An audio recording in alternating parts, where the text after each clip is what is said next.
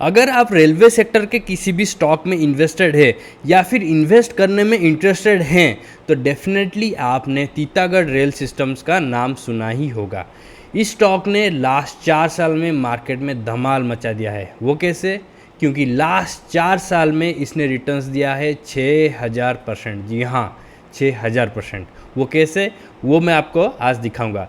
लेकिन सवाल ये है कि इतना ज़्यादा रिटर्न देने के बाद इतने कम समय में क्या इसमें अभी भी कोई पोटेंशियल बचा है जिसकी वजह से इन्वेस्टर्स को इसमें इन्वेस्ट करने लायक है कुछ भी या नहीं? तो ये बहुत ही इंपॉर्टेंट क्वेश्चन है जिसका आंसर हम आज ढूंढेंगे प्राइस एक्शन को एनालिसिस करके। उसके साथ ही थोड़ा सा फंडामेंटल्स भी देखेंगे। तो बने रहिए मेरे साथ। चलो स्टार्ट करते हैं आज का वीडियो। तो ये है तीतागढ़ रेल सिस्टम्स का टिकर टैब का पेज, और यहाँ पे मैं कुछ बेसिक चीज़ें ही आपको हाईलाइट करूँगा, फिर हम प्राइस एक्शन की ओर जाएंगे। तो देखिए, फोरकास्ट और रेटिंग्स में 100% दिया है एनालिस्ट ने, लेकिन ऑब्वियसली हम सिर्फ इसी के बेसिस पे डिसाइड नहीं कर सकते। हम खुद का भी एनालिसिस हमें करना है और वो हम करेंगे। और फिर भी देख लेते हैं। प्राइस अपसाइड 25.64%, अर्निंग्स ग्रोथ 120% और रेवेन्यू ग्रोथ 38%। ठीक है, ये सब फोरकास्ट है। ठीक है, और बाकी अगर मैं यहाँ पे नीचे आता हूँ, ठीक है, तो रेवेन्यू फोरकास्ट में आप देख सकते हैं कि हायर रेवेन्यू फोरकास्ट, और यहाँ पे देख सकते हैं क्योंकि ये टिकट टैब का प्रो वर्जन का अकाउंट है तो यहाँ पे फोरकास्ट दिखा रहा है। ठीक है, लोएस्ट है 38.22%, हाईएस्ट भी उतना ही, मतलब पॉजिटिव पूरा दिखा रहा है। लोएस्ट, मीडियन और हाई तीनों, मतलब फोरकास्ट बहुत ही अच्छा है रेवेन्यू का। ठीक है, और अभी ग्रोथ पे चलते हैं, अर्निंग्स ग्रोथ पे।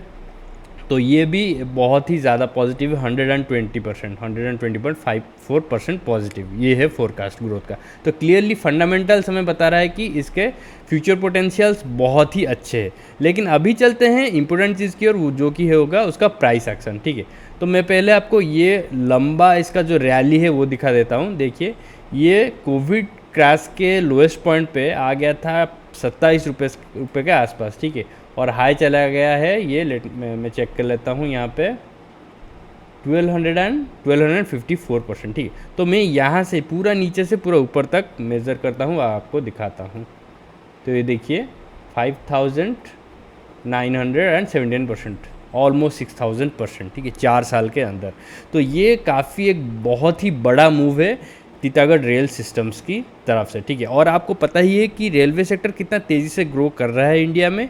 सारे स्टॉक्स ही मल्टीबैगर बन चुके हैं। IRFC, RVNL और बाकी जितने भी स्टॉक्स आपको पता है वो सारे बहुत ही ज़्यादा अच्छा परफॉर्म कर रहे हैं in comparison to other sectors. ठीक है, और तीतागढ़ रेल सिस्टम मतलब जितना मैंने ऑब्जर्व किया है उनमें से सबसे ज़्यादा रिटर्न्स इसी स्टॉक ने दिया है। ठीक है, तो अभी आते हैं प्रेजेंट सिनेरियो की ओर। तो अभी का जो प्राइस है वो क्यों इतना इम्पोर्टेंट है हमारे लिए? तो देखिए, इसका प्राइस अभी चल रहा है 972। ठीक है, और अभी जो है वो एक बहुत ही क्रूशियल लेवल पर है। वो कैसे? वो देखिए, ऐसे मैं अगर 200 डेज मूविंग एवरेज के एनेबल करता हूँ, ठीक है, ये 200 वीक्स है, तो मैं डेली टाइम फ्रेम में जाके तो देखिए स्टॉक 200 डेज EMA को टच करके अभी फ्रेशली ऊपर आना स्टार्ट करा है। और देखिए, टच करते ही इमीडिएटली एक बुलिश एनगल्फिंग कैंडल मुझे ऑलरेडी देखने को मिल चुका है। ठीक है, और उसके साथ back to back green candles उसको फॉलो कर रहे हैं। फिर कुछ रेड कैंडल्स आए, लेकिन उनका साइज़ बहुत ही छोटा है। ठीक है, तो मतलब वीकनेस बहुत कम है, स्ट्रेंथ बहुत ज़्यादा है। उसके बाद एक गैप डाउन तो हुआ, लेकिन क्लोज हुआ पॉजिटिव में, फिर एक बड़ा सा मूव। ठीक है, तो ये क्लियरली बता रहा है कि स्टॉक को 200 डेज मूविंग एवरेज के नीचे जाना नहीं है। ठीक है, वो मतलब बहुत ही स्ट्रेंथ दिखा रहा है उसी एरिया में। तो इसी के साथ हम चेक कर लेंगे इसका वॉल्यूम कितना है, वो चेक कर लेते हैं। तो देखिए, वॉल्यूम बार्स भी कह रहे हैं कि जब ये 200 डेज मूविंग एवरेज के आसपास आ गया, देखिए वॉल्यूम बार कितने बड़े साइज़ के आ चुके हैं, ये वॉल्यूम बार्स। ठीक है, और क्लियरली वॉल्यूम ये बता रहा है कि स्टॉक यहाँ पे इस एरिया में बहुत ही स्ट्रॉन्ग है। और आपको पता ही होगा कि जो स्टॉक होता है उसका आइडियल टाइम, बाइंग का आइडियल टाइम होता है जब वो 200 डेज EMA को टच करके फ्रेशली ऊपर आ रहा होता है। लेकिन उसका फंडामेंटल स्ट्रॉन्ग होना चाहिए, ये एक इंपॉर्टेंट क्राइटेरिया है। किसी भी स्टॉक को लेके आप ये फॉर्मूला नहीं डाल सकते, लेकिन जिस स्टॉक का फंडामेंटल स्ट्रॉन्ग है, डेट कम है और उसका ग्रोथ पोटेंशियल ज़्यादा है और ईयरली ग्रो कर रहा है, sales, revenue, earning per share, ये सारे चीज़ ग्रो कर रहे हैं, तो उसको अगर आप 200 डेज EMA के आसपास खरीद रहे हैं, जब वो टच करके ऊपर जाना स्टार्ट कर रहा है, तो वो सबसे अच्छा टाइम होता है, क्योंकि आपका जो रैली वो देगा तो उसमें से आप मैक्सिमम प्रॉफिट निकाल सकते हैं। अगर आप वो थोड़ा सा रैली दे देता है 30-40% 200 डेज ईएमए के ऊपर, फिर उसका ऑब्वियसली थोड़ा सा फ्यूचर पोटेंशियल, प्रॉफिट का पोटेंशियल थोड़ा कम हो जाता है, मतलब शेयर के प्राइस के बात कर रहा हूँ मैं। तो इसीलिए ये जो लेवल है 200 डेज ईएमए को फ्रेशली टच करके ऊपर आ रहा है, तो ये बहुत ही अच्छा लेवल है यहाँ पे बाइंग का, ठीक है। तो प्राइस अभी चल रहा है 972 जब मैं रिकॉर्ड कर रहा हूँ वीडियो को, ठीक है। और अभी हमें नेक्स्ट चीज़ क्या करना है, तो अभी हमें वेट करना पड़ेगा। ये जो रेड लाइन मैंने ड्रॉ किया है इसको ये स्ट्रांगली ब्रेक करना चाहिए, फिर जाके आपको इसमें एंट्री लेना चाहिए। तो ये होपफुली कुछ ही दिनों में ब्रेक कर लिया होगा, जब मतलब आप वीडियो देखेंगे शायद ये ब्रेक कर लिया होगा, ठीक है। अगर आप इसको, ये जो लेवल है 1100, ठीक है, 1100 के नीचे किसी भी प्राइस पे आप परचेस कर रहे हैं, जब वो ब्रेकआउट दे देता है कन्फर्म ब्रेकआउट, फिर वो एक अच्छा बाइंग होगा मेरे हिसाब से, ठीक है। और इसके साथ ही हम चेक कर लेते हैं 50 डेज़ का ईएमए।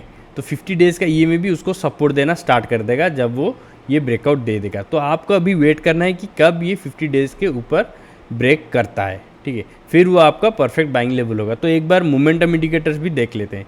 तो मोमेंटम इंडिकेटर्स अभी के लिए तो स्ट्रेंथ दिखा रहा है, देखिए ये ग्रीन में है और ये ऐसे है।